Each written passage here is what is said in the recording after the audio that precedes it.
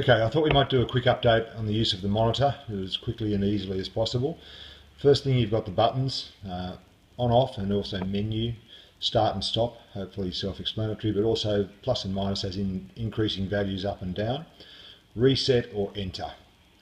We'll turn it on, single quick press, get a software check, and then we get the date and time. And then we get the set screen, as in ready, set, go. Now just have a quick look. We've got the rate is always in the top left corner. The speed or power as in time per 500 meters, meters per second, or power in watts in the top right hand.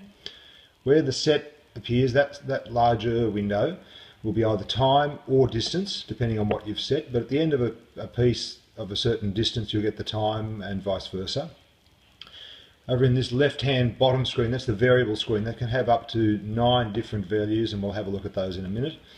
At the moment, you can see it's jumping between strokes and average power. So they're the two values that are set in that window at the moment. They're two pretty useful values, of course. In the bottom, in the smaller thin strip there, you can see workout selected. That's the option, it's the mode window, sorry. There are 3 options. You've got run, as in run from 0, pace, pacing a set pace of a preset boat, and workout, which is the most common usage, and that's what we'll concentrate on for now. In the bottom thin window, when we're in the setup screen and we can choose the input values for the variable screens and the type of readout at the top there, those values become apparent. So let's just go through. Firstly, if we want to change the workout type or the mode that the unit is in, we quickly press, when we're in the set screen, we press the menu button once. So mode flashes. At the moment, workout set. If we go through the plus minus, we have the choice of pace. Now to set that into a different mode, we'd now hit the reset button and the pace stops flashing. Okay, try again, run mode. It's running up from 0.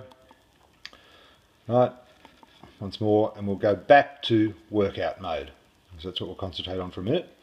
Mode starts to flash again. Press menu. We're back to the set screen. Now if you want to know what that workout is that's set, let's have a quick press of the enter button. At the moment it's set with a 35-minute time piece. Okay, if we hit the press plus minus button, we'll find that the alternative is a 5,000 meter distance piece.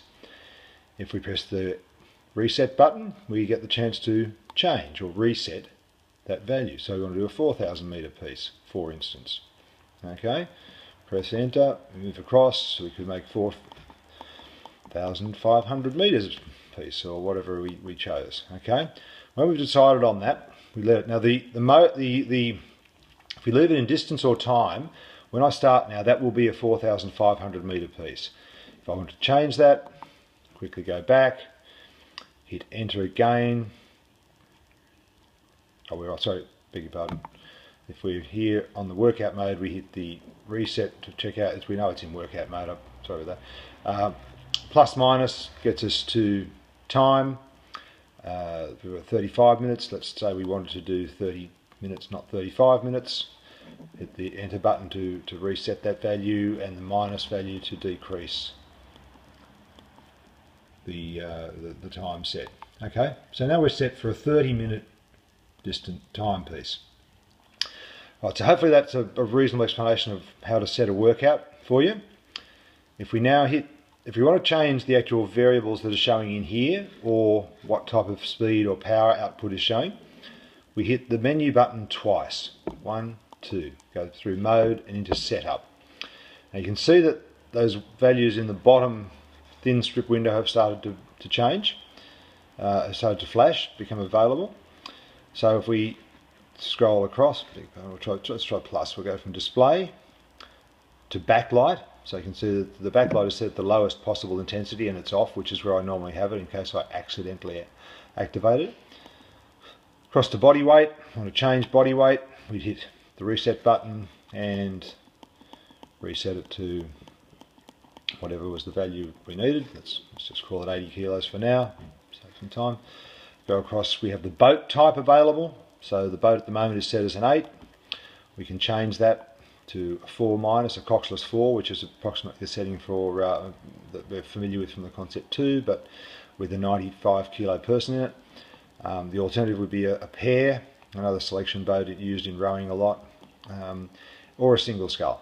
I tend to use the 8 setting, but everyone has their own preference. That does not change the power, it just takes into account the power that's developed and give you a speed for that particular boat for your body weight. Next option, metronome, at the moment set at 25 strokes a minute and off. Recall, if I then pressed, I won't do that now, but if we press, there's a separate video, but if I pressed reset at this point, we'd be able to recall the last session rowed on this monitor. Across to the PC, linking to a PC in the future available to analyse previous sessions. This is a very useful option, the split option.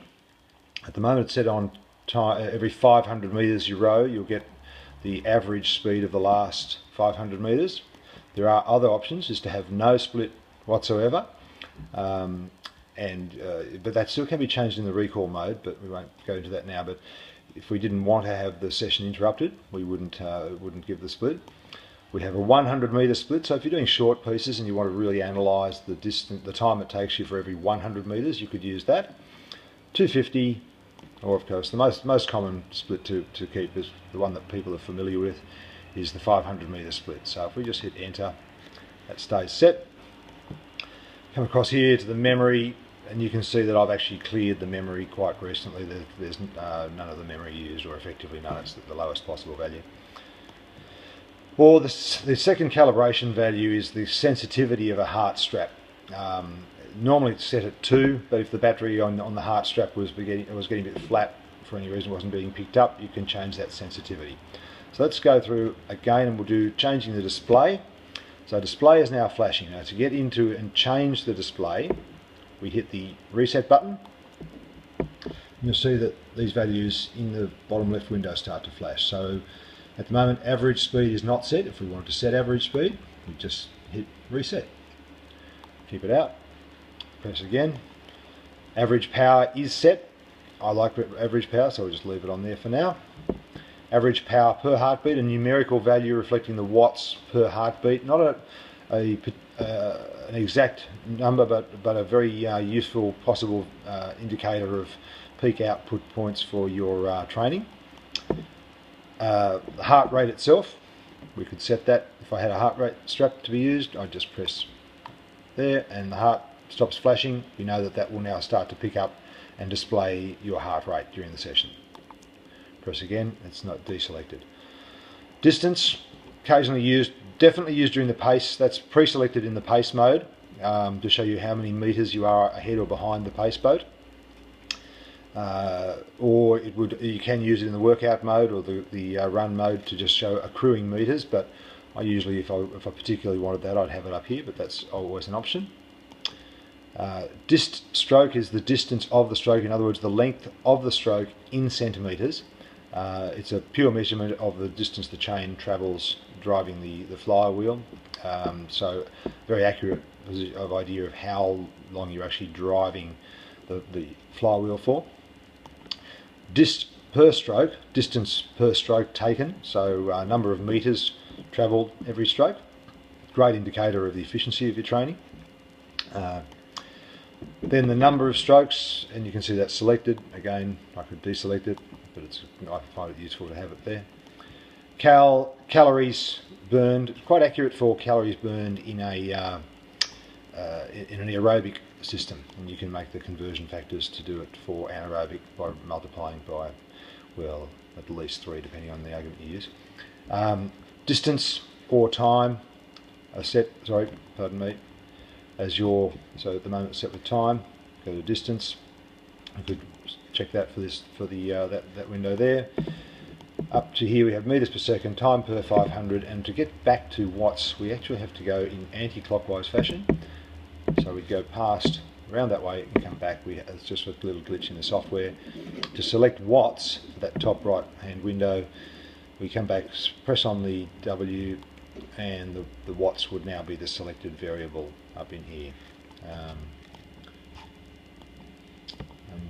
going to use that for now, so time per 500 would be my other option, or metres per second. I think we'll just go back to time per 500 and select. Okay, so that's 10 minutes. I hope that's given a quick and easy to understand rundown on using the monitor, basically setting up a session. We've got a timed workout. Now if we hit the menu button twice, we come back to the set screen. Remember, we're set on a 30-minute time workout. If we now put that onto the machine, start rowing, that'll count down over 30 minutes. We'll have average power and number of strokes displaying in the bottom left-hand window. We'll have time per 500 up here. At the end of our 30-minute piece, we'll get a very accurate idea of the meters travelled by an 80 kilo person or an 80 kilo average crew in an 8. That's how that monitor is set up at the moment. Any questions, please don't hesitate to email us, admin@rowperfect.com.au. Thanks, bye.